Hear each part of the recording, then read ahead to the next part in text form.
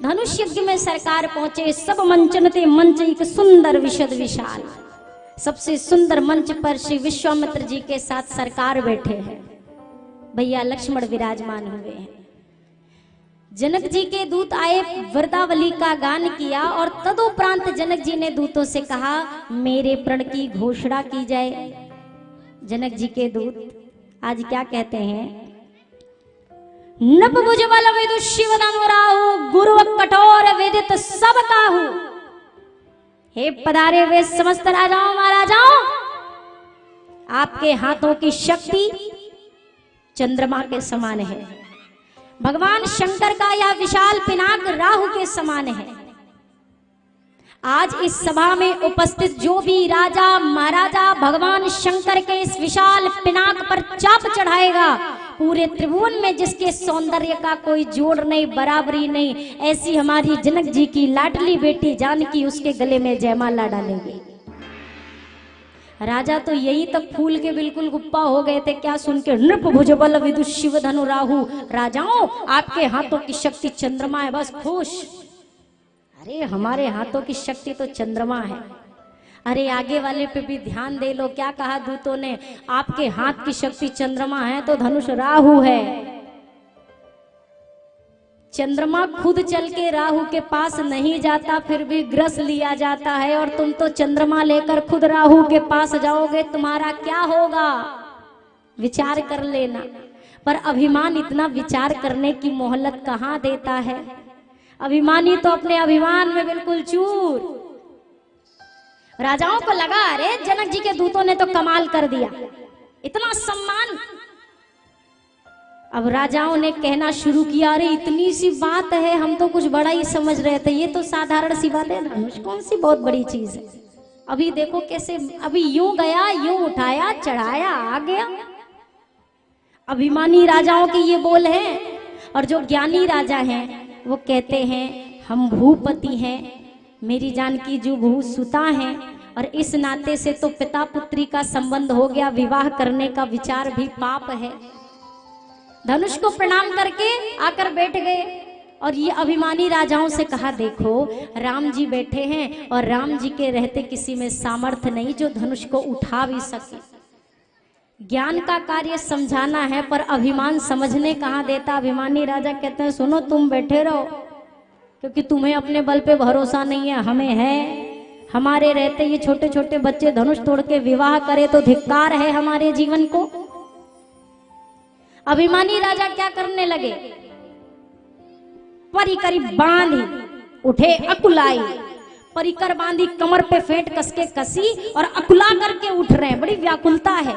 किसी ने पूछा इतना व्याकुल क्यों हो, इतने जल्दबाजी में।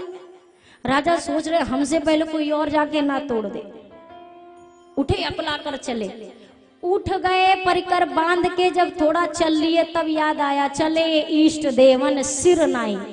फिर भगवान की याद आई, भगवान हे विधाता ऐसा करना, ये जो धनुष है ना हमसे उठवा देना। एक प्रार्थना कर रहा है उठवा देना, पीछे से 9999 कहते हैं हे ठाकुर जी ये धनुष इससे ना उठे। भगवान एक की सुने कि 9999 की, धनुष नहीं उठा। एक राजा जाता प्रयास करता, धनुष टस से मस नहीं हो रहा है, किसी तरह बहुत प्रयास किया, जब हार गया सर झुकाकर लौटने लगा। दूसरे राजाओं ने कहा ये देखो गए थे धनुष तोड़ने, तो हारा हुआ कहता है जाओ बेटा जाओ, अभी तुम्हें भी पता चलेगा, अभी मालूम पड़ेगा। और जब वो राजा जाता दूसरा राजा धनुष तोड़ने, तो जो हार के अभी अभी वापस आया है वो भी उन्हीं 9999 में शामिल हो जाता। हमसे ना टूटा तो इनसे भी ना टूटे। ये समाज की आज की यही व्यवस्था है कि अच्छा काम होए तो हमसे होए, बाकी किसी से, और या तो हम करें या तो कोई ना करे, भले समाज डूब जाए, पर हमें यदि करना हो तो हम करें, नहीं तो कोई ना करे। अभिमानी राजा ऐसे ही एक दूसरे के लिए, अंत में जब कोई राजा नहीं उठा सका, गोस्वामी जी कहते हैं राजाओं ने एक विचार विमर्श किया, क्या सुना है एकता में बड़ी शक्ति होती है, चलो मिल के धनुष तोड़ते हैं। धनुष तो मिल के जाएंगे, टूट जाएगा, पर कन्या है एक, हम हैं 10,000, विवाह किससे होगा? राजाओं ने कहा अरे पहले धनुष टूटेगा, फिर चलेंगे रणभूमि में, युद्ध होगा, जिसका सिर बचा उसी के गले में जयमाला पड़ेगी। जिनने पहले से ही सोच लिया हो कि आगे चल के मारे ही काट करना है, वो कितना मन से एक हुए होंगे, जरा विचार कर लीजिएगा। आती है ना मन में बात, एकता आज विफल रह गई। अरे एकता केवल हाथ की है, मन की नहीं है। जब एकता मन से होती है तब वो सफल होती है। ये सारे राजा एक दूसरे का हाथ पकड़ के एक हो गए हैं, पर मन में क्या सोच रहे हो? अरे भले तुम सब के सब चलो धनुष तोड़ने, पर विवाह तो मैं करूंगा। और यही बात हर एक राजा सोच रहा है। गोस्वामी जी कहते हैं, भूप सहस दस कहीं 12 लगे उठावन टरई नटारा। भूप सहस दस कहीं 12 लगे उठावन टरई नटारा। दिगई न शंभु सरासन कैसे, कामी वचन सती मन जैसे। दिगई न शंभु सरासन कैसे, कामी वचन सती मनु जैसे। सब नृप भय जोग उपहासी, जैसे बिन विराग सन्यासी। सब नृप भय जोग उपहासी, जैसे बिन विराग सन्यासी। 10,000 राजा एक साथ धनुष के पास पहुंचे, प्रयास करने लगे, धनुष नहीं हिला। जनक जी ने ये स्थिति देखी, खड़े हो गए सिंहासन से। दीप दीप के भूपति नाना आए, सुनी हम जोपन उठाना। किंतु अब तजहु आस, निज निज गृह जाहु। हे देश देशांतर के राजाओं, आप सभी मेरे प्रण को सुनकर यहाँ आए हो, और यहाँ आने से पूर्व सबका ऐसा भाव, ऐसा व्यवहार लगता था कि हर एक राजा में वो सामर्थ्य है जो धनुष को अभी टूक टूक कर कर रख देगा। पर दुख की बात, आप इतने सारे राजाओं में से कोई भी राजा इस धनुष पर चाप चढ़ाना तो दूर, इसे तिल के दाने इतना हिलाने की भी सामर्थ्य नहीं रखता है। ऐसा है, आप सब जो वैदेही को प्राप्त करने की इच्छा लेकर आए हो ना, अब उस इच्छा को अपने हृदय में दबाकर ही यहां से आशा को त्याग कर लौट जाओ। मैं समझ गया, जिस विधाता ने मेरी जानकी को सर्वगुण संपन्न बनाकर धरती पर भेजा ना, उस विधाता ने मेरी बेटी के हाथ में विवाह की रेखा नहीं बनाई है। पर मैं आपको क्या दोष दूं, ये सारी भूल तो मेरी है। अगर एक बार मैं विचार कर लेता कि मैं अपनी बेटी के जीवन को दांव पर लगा रहा हूं, अगर मेरा प्रण अधूरा रहा तो मेरी बेटी आजीवन कुंवारी रह जाएगी। अगर पहले सोच लिया होता तो आज पछताना नहीं पड़ता। पहले कुछ हाना विचार किया, जिससे पीछे पछताना पड़ा। पहले अविचारित भूल का ही सहना पड़ता परिणाम कड़ा। सुकुमारी कुमारी रहे क्या करूं, हिय में रहेगा यह शूल गड़ा। धनु टूटा न फूटा हृदय यह वज्र, गोविंद रहूं पछताता खड़ा। गोविंद रहूं पछताता खड़ा। ना ये धनुष टूटा, ना यह मेरा वज्र के समान हृदय फूटा। अगर मेरे ही प्राण निकल जाए ना, तो भी मुझे आज कोई दुख नहीं है, क्योंकि मैं सच कहूं, मैं पिता कहलाने के योग्य नहीं हूं। कोई पिता अपनी बेटी के जीवन को दांव पर नहीं लगाता। जनक जी दुख में भी हैं, क्रोध में भी हैं। श्री जनक जी महाराज दुख में कहते हैं आप लोग आशा तो छोड़कर जाओ, और अंततः जब दुख के साथ क्रोध हुआ तो जनक जी क्या कहते हैं, आज के बाद कोई राजा स्वयं को वीर मत कहना। मैं समझ गया कि कितने वीर हैं, आज मैंने इस सभा में देख लिया, कोई वीर नहीं है। पहली बार जब जनक जी ने बोला, भैया लक्ष्मण ने सुना, पर वो सुनते ही उस क्रोध को पीकर रह गए। क्यों? क्योंकि गुरुजी बैठे हैं, कुछ बोलेंगे, भैया बैठे हैं, कुछ बोलेंगे। किसी ने कुछ नहीं बोला। दोबारा फिर जनक जी ने कहा, वीर विहीन मही मैं जानी। आज समझ गया, ये धरती का गोलपिंड वीरों से विहीन हो चुका है, कोई वीर नहीं है इस धरा पर। तो अब कोई अपने आप को क्षत्रिय योद्धा भट्ट महाभट्ट वीर मत कहना। सबकी वीरता का प्रमाण यह धनुष चीख चीख कर दे रहा है कि जनक आशा को त्याग दो, अब इस धरती पर कोई वीर नहीं बचा है। जब दोबारा जनक जी ने कहा वीर नहीं है इस धरती पर कोई, अब भैया लक्ष्मण से नहीं रहा गया। खड़े हो गए सिंहासन से, राम जी की ओर देखा, गुरु जी को देख रहे हैं। राम जी से कहते हैं, सरकार मैंने सोचा था आप में से कोई बोलेगा, पर कोई नहीं बोला, इसलिए मुझे बोलना पड़ रहा है। जनक जी जैसे ज्ञानी, जिनके सामने बड़े बड़े ऋषि मुनि एक आसन पर बैठकर शास्त्रार्थ करते हैं, आज वो जनक जी के लिए भैया लक्ष्मण क्या कहते हैं, जनक जी और ज्ञानी। मैं नहीं मानता ऐसे ज्ञान को जो भगवान की परख ना कर सके। विश्वामित्र जी ने चीख चीख कर कहा, जनक इन्होंने तुम्हारी गुरु माता का उद्धार किया है, इन्होंने मारीच को सतयोजन पार फेंका है, इन्होंने सुबाहु का संहार किया है। और क्या जनक जी का ज्ञान यही है कि ये ना समझ सके कि इतने बड़े कार्य को करने की सामर्थ्य किसी साधारण मानव में नहीं होती।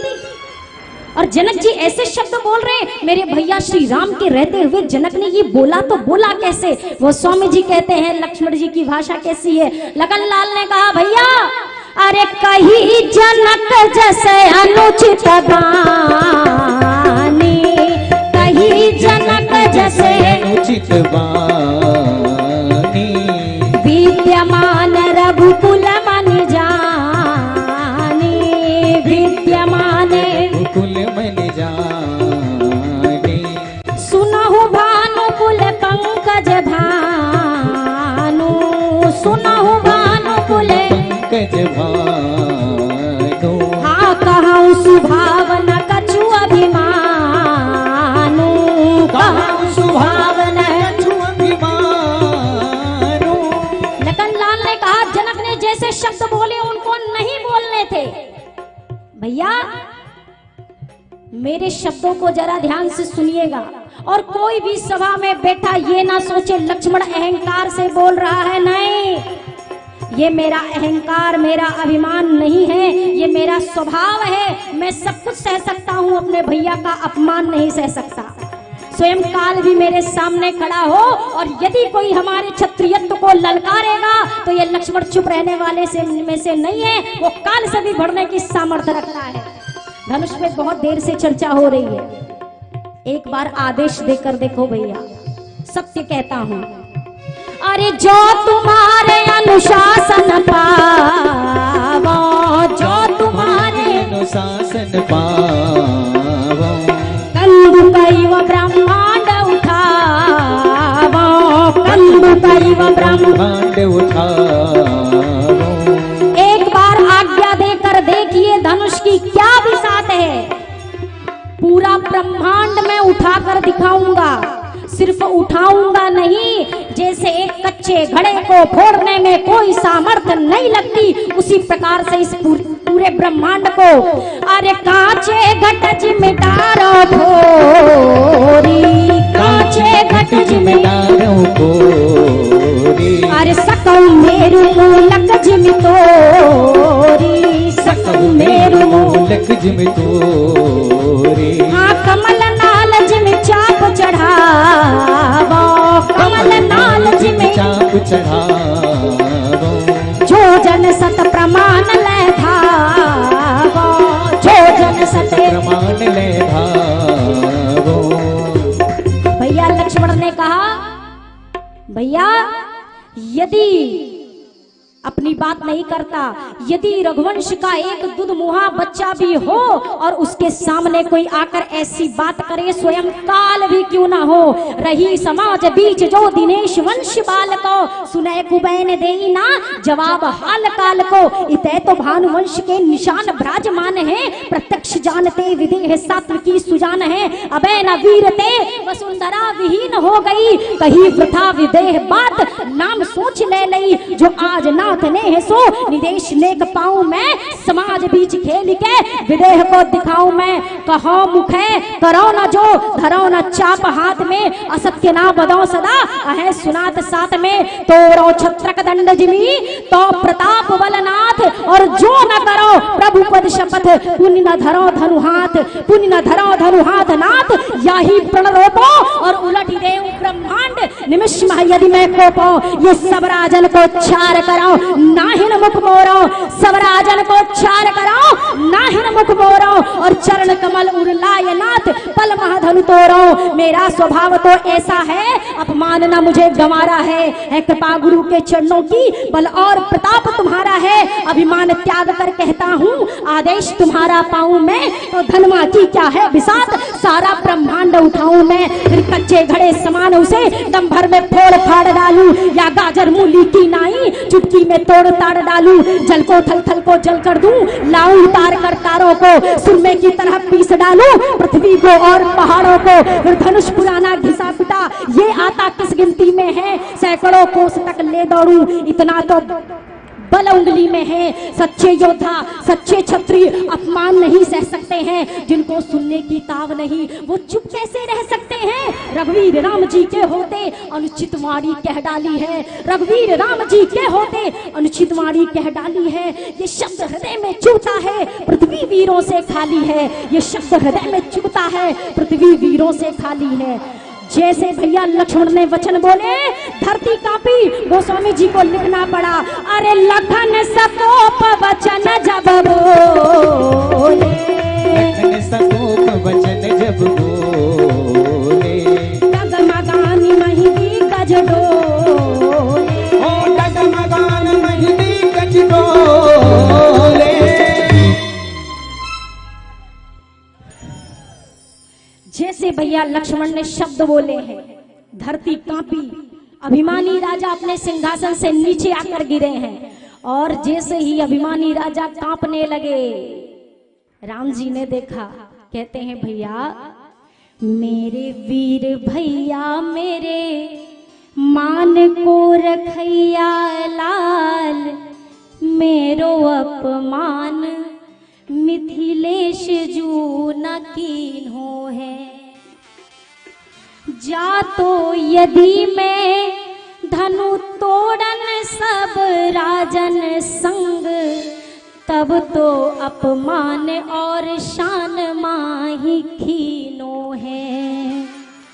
सुनी है कहूँ दाऊ क्रुद्ध हुई है हम दो उन पे, कि नाहक अपमान कीन्हो और मन खीनो है।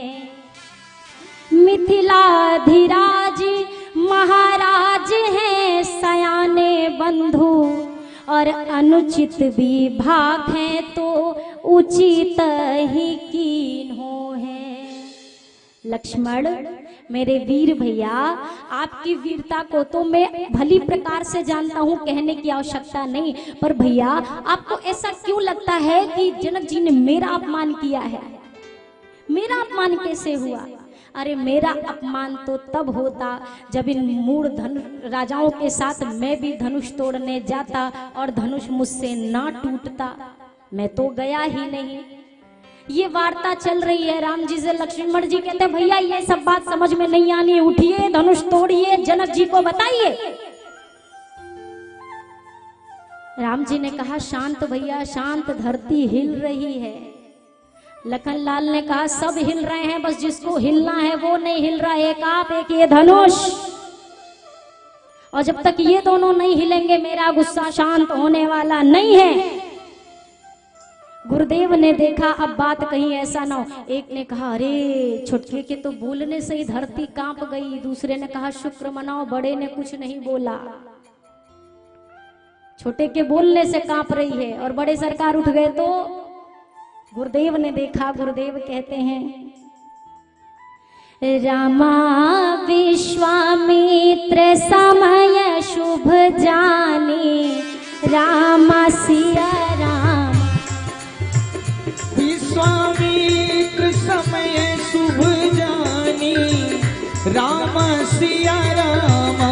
रामा बोले अति स्नेहमय वाणी, राम सिया रामा। रामा बोले अति स्नेहमय वाणी, राम सिया रामा।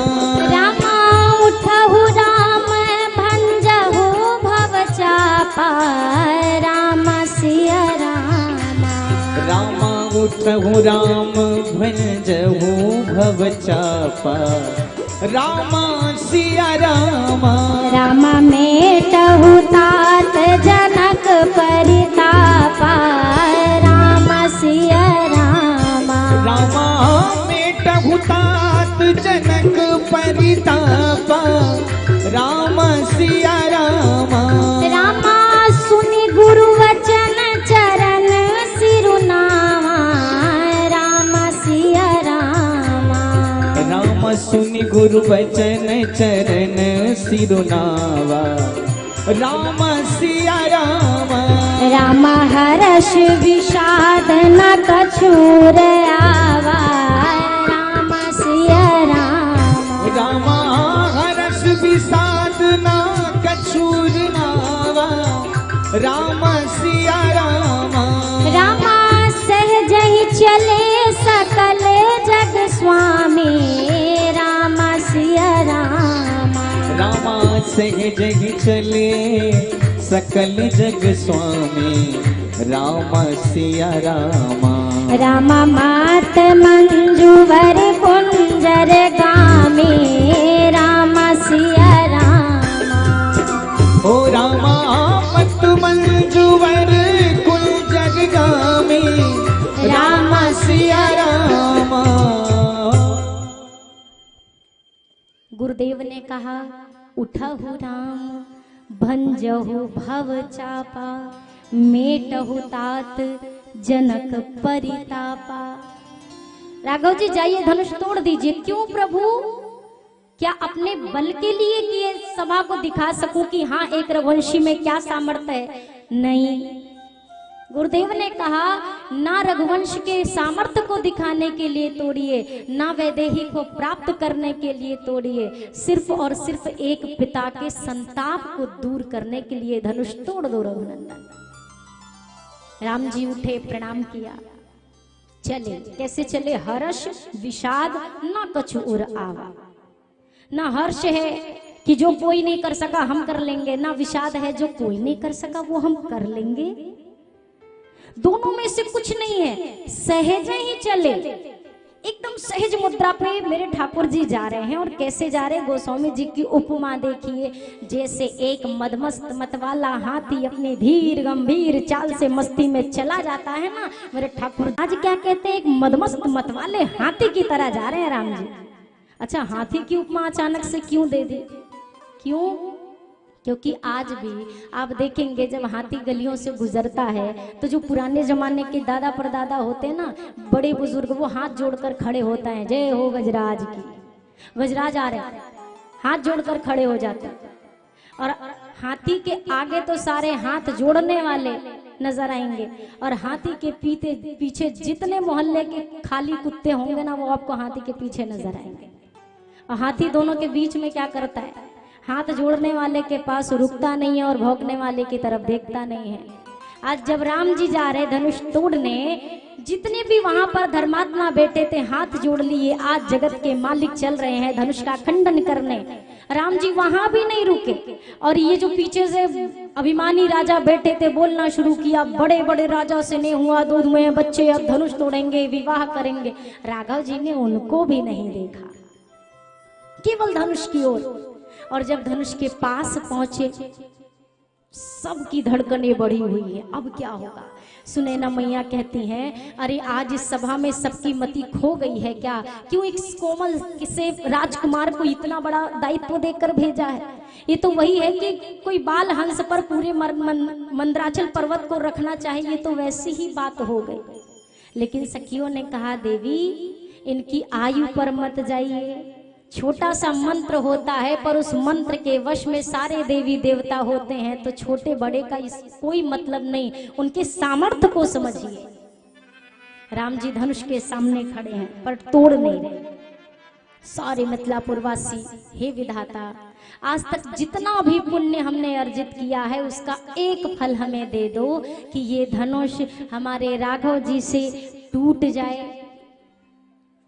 मैया जानकी व्याकुल है, हे प्रभु जल्दी से धनुष तोड़ दीजिए, वरना अब मैं प्राण नहीं रखूंगी। ठाकुर जी कहते हैं, व्याकुल वे देहि धरे धीरज न देहि नेक, ये मोहिते प्रेम ठानी प्राण तजनवारी है। ये तो प्राण त्याग देगी, और यदि आज वैदेही ने प्राण त्याग दिया तो बाद में मैं धनुष तोड़ूं क्या मतलब? ये तो वही बात है कि रोगी मरे औषध करे निश्चय सो अनारी है। रोगी के मरने के बाद इलाज करने का भी क्या फायदा? शीघ्रता करता हूँ। ठाकुर जी धनुष के समीप आए हैं और गोस्वामी जी कहते हैं, गुरु ही प्रणाम मन ही मन कीन्हा। हाथ जोड़कर एक बार गुरु के चरणों में मन ही मन प्रणाम किया। धनुष को देख रहे हैं जैसे भगवान गरुड़ एक छोटे से सर्प को देखते हैं, ऐसे ही ठाकुर जी ने धनुष की ओर देखा। गोस्वामी जी कहते हैं, अरे चाप समीप राम जब आए, चाप समीप राम जब आए, हाँ नर नारी ने सब सुकृत मनाए, नर नारी ने सब सुकृत मनाए। जैसे ही धनुष के समीप आए सारे नर नारी हाथ जोड़कर विधाता से प्रार्थना करने लगे। और गोस्वामी जी कहते हैं, हो गुरु ही प्रणाम मन ही मन की ना, गुरु ही प्रणाम मन ही मन की ना, अति लांघव उठाय धनुली ना, अति लांघव उठाई धनुली ना। मतलब राम जी ने धनुष उठाया और आपको इतनी भारी खुशी हुई, वो खुशी तो हमें दिख रही है। बाप रे, इतनी खुशी तो हमने आज तक नहीं देखी। हमारे प्राण ना निकल जाए खुशी देख के, आपकी खुशी देख के हम खुशी से ना मर जाए। अपना छोटा सा बच्चा जाकर स्टेज पे कहते ना, जाने जाने यस बाबा, तो ऐसा ताली ठोकते हो ना। और आज रघुनंदन सरकार मेरे धनुष तोड़ने खड़े और किसी को पता ही नहीं कि प्रसंग चल कहाँ रहा है। जरा एक बार जोरदार तालियां बजाइए, अब बंद ना होनी चाहिए। ठाकुर जी ने धनुष की ओर हाथ बढ़ाया कब, धनुष को उठाया कब, चाप को चढ़ाया कब, धनुष को तोड़ा कब, किसी ने कुछ नहीं देखा। गोस्वामी जी कहते हैं, अरे लेत चढ़ावत खेचत गाढ़े, लेत चढ़ावत खेचत गाढ़े, अरे काहू न लखा दे कि सब ठाढ़े, काहू न लखा कि सब ठाड़े। दिखाई कुछ नहीं दिया, बस सुनाई दिया, और जो सुनाई दिया तो नेत्र खुले, और जब नेत्र खुले तो क्या दिखाई दिया? अरे तेहि छन राम माध्य धनु तोरा, तेहि छन राम माध्य धनु तोरा, अरे भरे भुवन धुनि घोर कठोरा, भरे भुवन धुनि घोर कठोरा। बोलिए सियावर रामचंद्र के। जितने भी लोग थे जैसे धनुष की ओर हाथ बढ़ाया, सरकार ने एक प्रकाश फैला, लोग आंखें मलने लगे। इधर ये आंखें मल रहे हैं, तब तक सरकार ने धनुष उठाया, प्रत्यंचा चढ़ाई, और जैसे कान तक वो प्रत्यंचा खींची है, धनुष टूट गया दो भाग में। भयंकर टंकार हुई। गोस्वामी जी कहते हैं, भरे भुवन घोर कठोर रव रवि बाजी तजी मारग चले। भगवान सूर्य का रथ जो पूरब से पश्चिम जा रहा था दक्षिण को घूम गया। देवी देवताओं ने कानों पर हाथ रख लिया, कोदंड खंडेऊ। गोस्वामी जी कहते हैं राम तुलसी जयति वचन उचारे, बोलिए सियावर रामचंद्र की जय हो। राघव जी ने धनुष का खंडन किया, आंख खुली, अरे ये तो टूट गया, किसने तोड़ा, कब तोड़ा, कैसे टूटा। दूसरे मिथिलापुर वासी ने कहा तुम आम खाओ ना, गुठली से क्या मतलब रखते हो, टूट गया, राम जी सामने खड़े, बस नहीं तोड़ा, हमारे लिए तो यही बहुत है। सखियां मेरी मैया जी को लेकर के आती हैं, हाथ में जयमाला है, सखियां मंगल गीत गा रही हैं।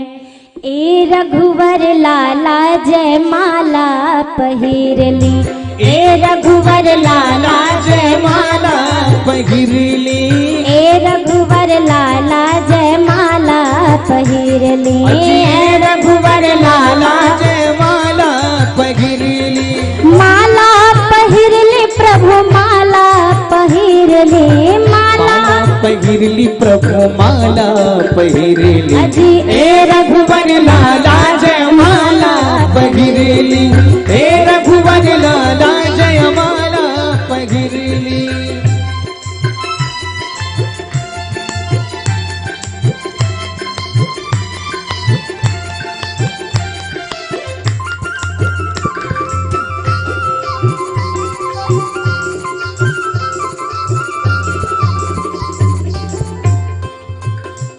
मिथिलानियां कहती है सरकार,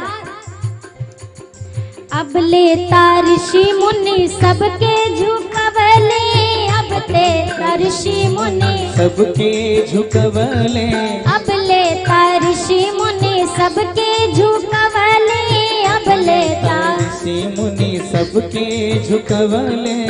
आज तक आपने सबको झुकाया है, पर आज सिया झुके आगे, अरे सिया झुके आगे, अब अपनों निहुर ले। ए रघुवर लाला जयमाला पहिरली, ए रघुवर लाला जयमाला पहिरली।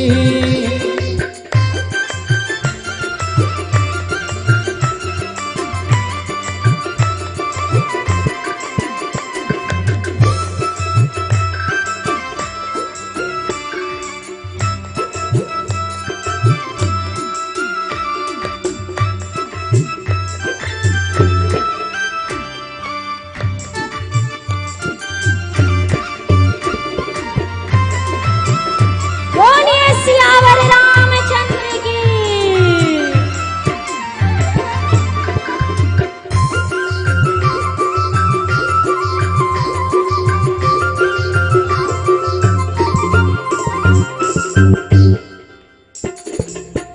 अवध में लौटे के असरा के त्याग दी, अवध में लौटे के असरा के त्याग दी। अब ख्याल निकाल दीजिए कि अयोध्या वापस जाना है, भूल जाओ अयोध्या।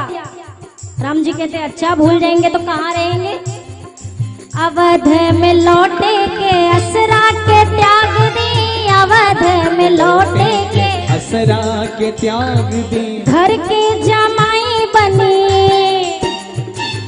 घर के जमाई बनी, मिथिले में रहली, रघुवर लाला जयमाला पहिरली, ए रघुवर लाला जयमाला पहिरली। अरे माला पहिरली प्रभु माला पहिरली, माला पहिरली प्रभु माला पहिरली, अरे रघुवर लाला जयमाला पहिरली, ए रघुवर लाला जयमाला पहिरली, ए रघुवर लाला जयमाला पहिरली। राम जी खड़े हैं। अब इसमें देखिए दो भाव हैं, दो भाव हैं, एक भाव है अयोध्या का, दूसरा भाव है मिथिला का। बताइए कौन सा सुनेंगे, जोर से बताइए, वही सुनाऊंगी। बताइए मिथिला वाला सुनना चाहेंगे कि अयोध्या वाला? मिथिला वाला। हाँ, अयोध्या वालों को पता है, वो तो हमें पता ही है। राम जी हमारे झुके नहीं थे। आपको आप एक हकीकत बताओ, राम जी बहुत अच्छे से झुके थे क्योंकि सामने पाला पड़ा था मिथिलानियों से। राम जी, सखियों ने कहा सरकार झुक जाइए। अब राम जी को क्या पता, सीधे साधे सरल राम जी झुक गए। तो एक सखी कहते देख रही हो, अभी विवाह भी नहीं हुआ झुक गए। तो दूसरी सखी ने कहा सखी अपना काम बनता हो तो अच्छे अच्छे झुक जाते हैं। लखनलाल ने सुन लिया, भैया क्यों झुके आप, सर ऊपर करिए। अब राम जी का सर ऊपर करा दिया लखनलाल ने। सखियां कहने लगी अरे राघव सरकार हम तो मजाक कर रही थी, हम तो ऐसे ही हंसी मजाक। ठाकुर जी ने कहा भलाई का जमाना नहीं है, अब नहीं झुकाऊंगा सिर में। सखियों ने कहा सरकार विवाह का नियम होता है, सर तो झुकाना पड़ेगा, एक ये रिवाज है, परंपरा। राघव जी ने कहा अच्छा, हमने तो आज तक ऐसा कोई रिवाज नहीं सुना जिसमें दूल्हे को अपना सर झुकाना पड़े। सखियां कहती ये बताओ विवाह कितनी बार किया है, पहले ही बार तो करने आए हो ना, तो कैसे पता चलेगा। राम जी ने कहा तो ये कौन सा हमारा पहला अवतार है, इसके पहले भी कितने अवतार हुए हैं। सखियां कहती हैं हमें भी पता है, जनक जी की नगरी में रहती हैं, सच सच अपने दिल पे हाथ रख के बता दो कौन से अवतार में आपका विवाह हुआ था। बोले श्री कृष्णावतार में। सखियों ने कहा उसका तो नाम मत लेना। सखियों ने कहा नाम मत लीजिएगा सरकार की, और सच में यदि कृष्णावतार की बात करें तो ठाकुर जी को खुद नहीं पता होता था कि आज हमारा विवाह है, और हो जाता था, जाते कुछ और करने थे, होता कुछ और था। तो ये तो हम हटा ही देते हैं, राम अवतार तक की चर्चा करें। राम जी सच में सोचने लगे हाँ विवाह में हुआ तो नहीं है। सखियां कहती इसीलिए तो हम कह रहे हैं सर झुका लीजिए। राम जी कहते नहीं नहीं नहीं, नहीं। और थोड़ा बहुत राम जी मानते हैं तो लक्ष्मण जी मना कर देते, ना भैया बिल्कुल नहीं। एक सखी ने कहा अब एक दूसरा उपाय बताती हूँ। गाना शुरू किया, माला पड़ गई, माला पड़ गई, अरे राम जी के गले में सियाजू ने डाल दी माला, जय हो जय हो। राम जी आश्चर्य में, हमें तो पता ही नहीं चला कब पड़ गई। राम जी ने सोचा लेकिन ये इतने भरोसे से गा रही है तो क्या पता बात करते करते पड़ ही गई हो। तो एक बार जरा देख ले हम खुद ही कि माला पड़ी की। अब अपने गले की माला देखनी हो तो सर कैसे करना पड़ेगा। और जैसे ही राम जी ने कहा देखिए एक बार, तब तक इशारा किया किशोर जी को पहनाइए। एक तो ये हो गया, ये तो जबरन करवाया गया। पर मेरी किशोरी जी जब माला लेके आई, अब मिथिला का वह भाव सुनिए। राम जी पहले से सर झुका के खड़े थे और किशोरी जी हमारी माला लेकर खड़ी थी। राम जी मन ही मन मैया से कहते हैं हे वैदेही जो डाल दीजिए, काफी देर से सर झुका के खड़ा हूं। किशोरी जी कहती हैं जब आप धनुष के सामने खड़े थे तो हम भी ऐसे ही परेशान थे, मन ही मन कह रहे थे जल्दी तोड़ो। आपने जल्दी तोड़ा था, आपने अपने टाइम पे तोड़ा था, हम अपने टाइम पे माला छोड़ेंगे। जिस भांति मुझे ललचाना पड़ा है नाथ, आज उसी भांति आपको भी ललचाऊंगी। जैसा था गुमान आपको धनुष के तोड़ने में, वैसा ही सुजान स्वाभिमानता दिखाऊंगी। अधिक विलंब से उठी थी जो विरह ज्वाला, शीतल स्नेह बिंदु से उसे बुझाऊंगी। नाथ तरसाया धनुष तोड़ने में आपने, तो अब मैं भी जयमाल छोड़ने में तरसाऊंगी। सरकार हिसाब बराबर कर ले। हिसाब बराबर हुआ और सखियां बार बार कहती हैं अरे पहना दीजिए ना, राघव जी कब से खड़े। तब मैया जी ने डाली माला। ये मिथिला के संत कहते हैं माला तो पड़ गई, लेकिन इसके बाद आगमन हुआ है श्री परशुराम जी का। समय वैसे ज्यादा है लेकिन फिर भी प्रयास करते हैं। श्री परशुराम जी महाराज का आना हुआ, उसके पहले ये जो जितने राजा थे अभी भी इनको संतोष नहीं है, अभी भी संतोष नहीं है। कोई कहता है पकड़ लो, कोई कहता है बांध लो। एक राजा कहता है अगर जनक जी सहायता कर दें तो अभी इन दोनों राजकुमारों को बंदी बना लूंगा। अरे मूर्ख, जनक जी क्यों सहायता करेंगे? किसी ने कहा पकड़ लो पकड़ लो, दूसरे राजा ने कहा तो जाकर पकड़ते क्यों नहीं? कहा हम बोलने के लिए है, करने के लिए नहीं है, हम नहीं है। बहुत सारे लोग राय देने वाले होते हैं, ये गुब्बारा टेढ़ा फुलवाते तो ज्यादा अच्छा लगता, रे तुम ही फुला दो, हम करते नहीं है, हम बस कहते हैं। राजाओं ने बोलना शुरू किया। भैया लक्ष्मण ने कहा सरकार थोड़ी देर यदि आज्ञा दे देते तो इनका भी मामला साफ करके अभी हम आ जाते। राम जी ने कहा नहीं नहीं लक्ष्मण, आपको कुछ करने की जरूरत नहीं है, उधर से बाबा जी चल चुके हैं, अभी ये अपने आप ही चुप हो जाएंगे। अब सोचिए, एक ये ऐसा पांडाल है और एक द्वार हो और भागने की कहीं से कोई जगह ना हो, एक द्वार, और उसी द्वार पे परशुराम जी फरसा लिए खड़े हो, क्या हालत होगी। परशुराम जी का आगमन हुआ। गोस्वामी जी कहते हैं तेहि अवसर सुनि शिव धनु भंगा, आयो भृगुकुल कमल पतंगा। तेहि अवसर सुनि शिव धनु भंगा, आयहु भृगुकुल कमल पतंगा।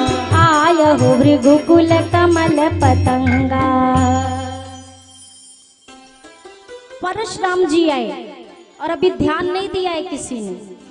एक राजा कह रहा है तुम नहीं बांधते हो तो हम जा रहे हैं बांधने, और यही वाली मुद्रा थी। तब तक निगाह पड़ गई परशुराम जी पे, मुंह खुला रह गया, हाथ आगे रह गया। दूसरे ने कहा क्या हो गया, अब आगे बोलो आगे। तो उसने कहा बोलो नहीं, देखो आ गए। कौन आ गए? अरे भगवान परशुराम। अब तो सबके प्राण अटके। अच्छा, कुछ लोग इसमें कहने लगे खुश हो गए। खुश क्यों? अब पता चलेगा राजकुमार को, अब मालूम पड़ेगा परशुराम जी है ना, ये जितनी माला पहन के बेटा अभी पता चलेगा। बस अब तो आ गए परशुराम जी ने, अच्छा हुआ आ गए। कुछ ने ये बोला और कुछ, एक राजा तो यहाँ तक उनने हद कर दी। अभिमानी राजा ने क्या बोला, सुनो तुम्हें क्या लगता है ये साधारण सा धनुष जो एक बच्चा तोड़ ले गया, क्या मैं नहीं तोड़ पाता? क्या सच में तुम्हें ऐसा लगता है मैं नहीं तोड़ पाता? अरे मुझे पहले से पता था कि ये आएंगे, इसीलिए मैंने धनुष नहीं तोड़ा, नहीं तो धनुष ऐसे तोड़ देता मैं। ये दूरदर्शी होते हैं। एक व्यक्ति गया, ट्रेन की पटरी पे लेटा हुआ था और सिरहाने इतनी रोटी रख रखी थी। किसी ने पूछा भैया यहाँ क्या कर रहे? बोला मरने आए। अरे मरना गलत बात है, क्यों मर रहे हो? नहीं, अब तो जिंदगी समाप्त करके रहेंगे, हमें नहीं जीना इस संसार में। तो दूसरे व्यक्ति ने कहा अरे मरने आए तो ये इतनी रोटियां क्यों दबा के रखी है? उसने बोला ट्रेन लेट हो गई तो क्या भूखे मरेंगे? भूखे मरेंगे। ये दूरदर्शिता होती है कि लेट हो गई तो भूखे थोड़ी ना मरे, खा लेंगे फिर लेट जाएंगे। ये दूरदर्शी राजा, हमें पता था ये आएंगे। अच्छा, इनको मालूम था। अब ये सब मौन बैठे हैं, कुछ खुश हैं। तब तक परशुराम जी आए। जनक जी ने प्रणाम किया, मैया जानकी को बुलाया, प्रणाम कराया। और मैया जानकी को देखते हैं क्या कहते हैं, सूर्य और चंद्र जौलो क्षिति आकाश जौलो, तुमरे सुहाग सिर में सिंदूर बनो रहे। जब तक धरती है, आकाश है, गंगा जी की धारा है, भगवान सूर्य है, चंद्र है, शालिग्राम भगवान है, तुलसी मैया का बिरवा है, हे सियाजू आपका सुहाग तब तक अमर रहे, अमर रहे, अमर रहे। और अगला पाला ही इनके सुहाग से पढ़ना है। आशीर्वाद दिया, आपका सुहाग बना रहे। अब जनक जी ने प्रणाम किया, दोनों कुमारों को विश्वामित्र जी ने प्रणाम कराया। प्रणाम करने के बाद निगाह पड़ी, क्षत्रियों का सम्मेलन। और उस समय नियम था कि परशुराम जी की आज्ञा के बिना कोई क्षत्रियों का सम्मेलन नहीं करा सकता था। परशुराम जी ने कहा ये इतनी बड़ी सभा क्यों इकट्ठी हुई है? जनक जी ने हाथ जोड़कर कहा बेटी के लिए स्वयंवर का विधान रचा था। तब तक निगाह पड़ गई शिव धनुष पर। अरे मूढ़ जनक, जिसने भी इस धनुष का खंडन किया है, सत्य सत्य उसका नाम बता के उसको किनारे कर दो। इतना ही बोला था। सारे राजा मन ही मन खुश हो गए कि अब तो ये राजकुमार गया, अब तो बहुत अच्छा होगा। इतना सुन के अभी खुश ही थे, तब तक क्या बोला परशुराम जी ने, जिसने भी धनुष तोड़ा है सो बिलगाई बिहाई समाजा और नत मारे जई हैं सब राजा। जिसने धनुष तोड़ा है वो खुद आकर किनारे खड़ा हो जाए, नहीं उस एक के चक्कर में ये सगरों मारे जाएंगे। उनने बेचारे ने कहा हाय विधाता, तोड़ के मरे होते तो घर वाले कहते वीर गति को प्राप्त हुए हैं, और ये तो हम दुर्गति को प्राप्त होने जा रहे हैं। अब इनने ठान लिया जनक जी नाम बताएंगे नहीं और खुद मरने के लिए कोई आगे आएगा नहीं, मतलब कुल मिला के खाया पिया कुछ नहीं, वही वाला है गिलास तोड़ा, ऐसा ही कुछ है ना, 12 आना। ये सारे राजा पछताने लगे, पर किसी ने कहा जाकर बता दो ना धीरे से परशुराम जी को कि हमने नहीं तोड़ा, इसने तोड़ा। उसने कहा तोड़ने वाले को बाद में मारेंगे, देखने वाले को पहले मारेंगे। तो जो 5-10 मिनट की जिंदगी है क्यों पहले खत्म करे। सब चुप हैं। राम जी ने देखा कोई नहीं बोल रहा है, आकर सामने खड़े हो गए। नाथ शंभु धनु भंजनहारा, नाथ शंभु धनु भंजनहारा, होई है को एक दास तुम्हारा, हुई है ये को एक दास तुम्हारा। सुना हूँ राम जे शिव धनु तोरा, सुनहु राम जय शिव धनु तोरा। सहस बाहु सम सोरी पुमोरा, सहस बाहु सम सोरी पुमोरा। सेवक सो जो करे सेवकाई, सेवक सोई जो करे सेवकाई। हरि करनी करी करिय लराई, हरि करनी करी करी लराई। राम जी ने कहा नाथ शंभु धनु भंजनहारा, होई है को एक दास तुम्हारा। नाथ धनुष को तोड़ने वाला कोई आपका दास ही होगा। तब तक परशुराम जी बोल उठे, अरे सेवक वो होता है जो सेवा का काम करे, जो सेवा करे। ये कार्य सेवक का नहीं है, शत्रुता का है, और शत्रु के साथ सेवक का नहीं शत्रु का ही व्यवहार किया जाता है। राम जी इतना मीठा मीठा बोल रहे, और परशुराम जी के वचन लक्ष्मण भैया को बिल्कुल अच्छा नहीं लगा। लखन लाल ने कहा भैया जो भाषा आप बोलते हैं वो परशुराम जी समझते नहीं हैं, और जो भाषा ये समझते हैं वो भाषा आपको आती नहीं है। इनकी भाषा के विशेषज्ञ हम हैं, तो थोड़ा सा मौका हमें दीजिए। अब राम जी पीछे हो गए, भैया लक्ष्मण आगे हो गए। हाँ सरकार बताइए। तब से सुन रहे धनुष तोड़ गया, टूट गया, टूट गया। भैया हम तो गजब की नगरी में आके फंस गए। अभी तक जनक जी रो रहे थे नहीं टूटता नहीं टूटता, कोई नहीं तोड़ता। अब ये आके रो रहे हैं तोड़ दिया, किसने तोड़ दिया, क्यों तोड़ दिया। धनुष का मुद्दा है कि खत्म ही नहीं हो रहा है। और सुनिए मुनिवर, बहु धनु ही तोरी लरिकाई, कबहु ना सरिस कीन गोसाई। इतने धनुष बचपन में तोड़ डाले, आप तब नहीं आए, आज आप क्यों आए हैं। परशुराम जी ने कहा अरे मूर्ख बालक, तू भगवान शिव के धनुष के पिनाक की तुलना साधारण धनुष से करता है, तुझे पता नहीं है। लक्ष्मण जी ने कहा देखिए नाथ, हम क्षत्रिय हैं, हमारे लिए तो सारे धनुष एक बराबर ही होते हैं। कौन सा छोटा कौन सा बड़ा, क्योंकि सारे धनुष प्राण ही लेते हैं, कोई धनुष जीवन नहीं देता है, तो हमारे लिए तो सारे धनुष बराबर। परशुराम जी ने कहा ये कौन है, इसको मेरे बारे में कोई बताता क्यों नहीं है। तू मुझे नहीं जानता मैं कौन हूं, मैं परशुराम हूं। तू मेरे इस फरसे को नहीं देख रहा है क्या। ये फरसा जो है ना, हमेशा इसने इतने लहू बहाए हैं, खासकर क्षत्रियों का ही संहार किया है। लखन लाल ने कहा वो कोई और रहे होंगे, हमारे जैसों से पाला नहीं पड़ा है, वो कोई दूसरे रहे होंगे। परशुराम जी से कहते एक बात बताइए, यही धनु पर ममता के ही हेतु महाराज इस धनुष से आपकी इतनी ममता क्यों जुड़ी है। अरे ये टूट गया, आप क्यों टूटे जा रहे हो सरकार, आप क्यों टूट रहे हैं। टूट गया सो टूट गया, धनुष था।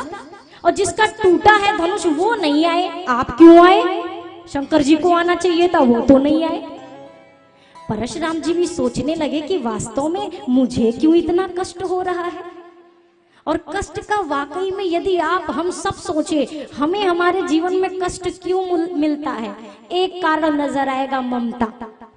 लगाव, जिस भी चीज से आपका लगाव होगा वही चीज आपके कष्ट का कारण बनेगी। किसी और की पूरी संपत्ति छिन जाए, हमें कुछ दुख उसका होने वाला, और हमारा 20 रुपया भी खो जाए तो पूरे दिन टेंशन में रहते कहाँ चला गया, क्योंकि वो 20 रुपया हमारा और जो पूरी संपत्ति गई उससे हमारा कोई लेना देना नहीं है। परशुराम जी ने कहा, अरे ये कैसा मूर्ख बालक है, शायद इसको मेरे बारे में पता नहीं है। परशुराम जी से लक्ष्मण जी ने कहा, अरे अब किसी और से पता करने की जरूरत नहीं है, जब से आप आए हैं अपने ही बारे में तो बोल रहे हैं। अरे बालक, क्यों तो मेरे फरसे का ग्रास बनना चाहता है, मेरे फरसे की ओर देख। अंततः परशुराम जी कहते हैं, ये मेरे फरसे को क्या हो गया है, ये क्यों कुंठित हो गया, इसके मस्तक को काटता क्यों नहीं है? लखनलाल ने कहा, ये पढ़ा लिखा है, ये फरसा आपका पढ़ा लिखा है। क्यों? आप गणित में जब भाग देंगे तो जो शेष बचता है, शेष कभी कटता। महाराज ये फरसा जानता है मैं शेष हूं और शेष कभी कटता नहीं है, इसीलिए तो ये मेरे तक आता ही नहीं है। हे जनक, कहो क्या कारण है, ये ऐसी भीड़ भाड़ क्यों है, ये अभी शोर सा कैसा था, लोगों में हिलचाल क्यों है, ये क्या है?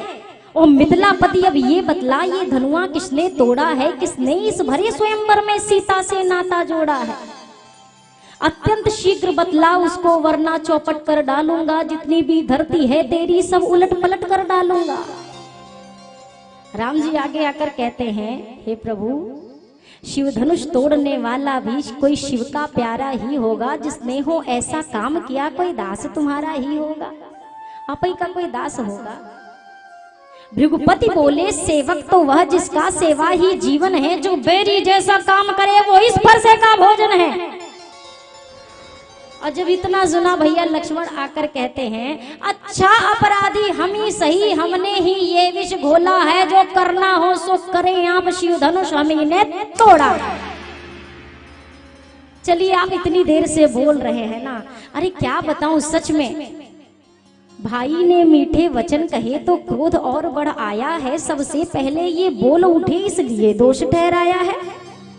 भैया मेरे मीठा मीठा बोल रहे हैं तो आप तो और सवार होते जा रहे हो महाराज। जब सुना है परशुराम जी ने, भृगुपति ने, कहते हैं, बोले बालक क्या करता है, क्यों बात काटता जाता है, क्या न्योतारी ब्राह्मण समझा जो मुझे डांटता जाता है? मुझको सीधा ब्राह्मण न जान, मैं क्षत्रिय कुल का द्रोही हूँ, भृगवंशी बाल ब्रह्मचारी निर्मोही हूँ, अति क्रोधी हूँ। मेरे इस लौह कुठारे ने यहाँ खून की नदी बहाई है, 21 बार इस धरती को क्षत्रियों से हीन बनाई है। साधारण मत समझना, मेरे इस फरसे ना 21 बार क्षत्रियों से विहीन कर दिया है इस धरा को। भैया लक्ष्मण ने परशुराम जी की बात सुनी, कहने लगे, महाराज आप भी बूढ़े हो गए और आपका ये फरसा भी आप ही के साथ बूढ़ा हो गया है।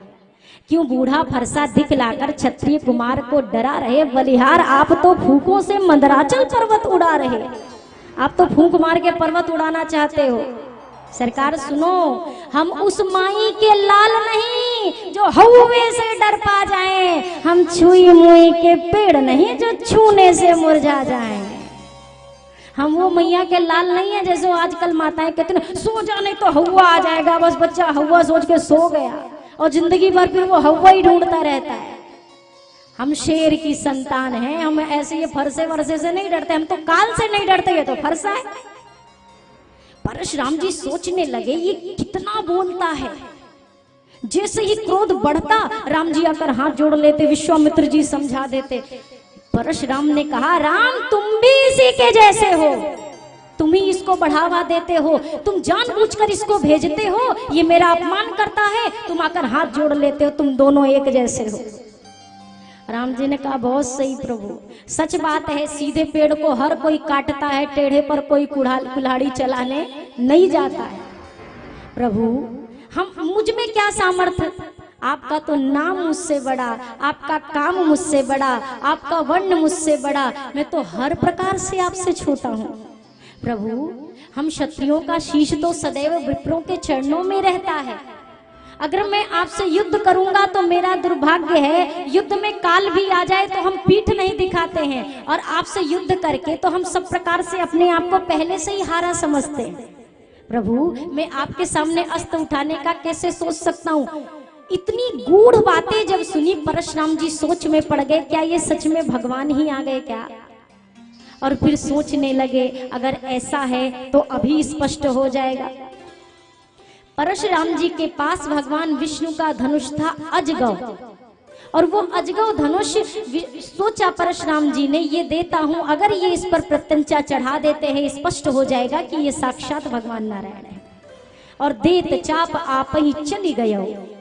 जैसे ही धनुष गया, लखनलाल कहते, सरकार अब दूसरा धनुष मत ले, एक का मुकदमा अभी साफ नहीं हुआ है, दूसरा भी कहीं आपके ऊपर ही ना आ जाए। परशुराम जी की जब भ्रांति टूटी, प्रणाम करते हुए वहां से वापस गए।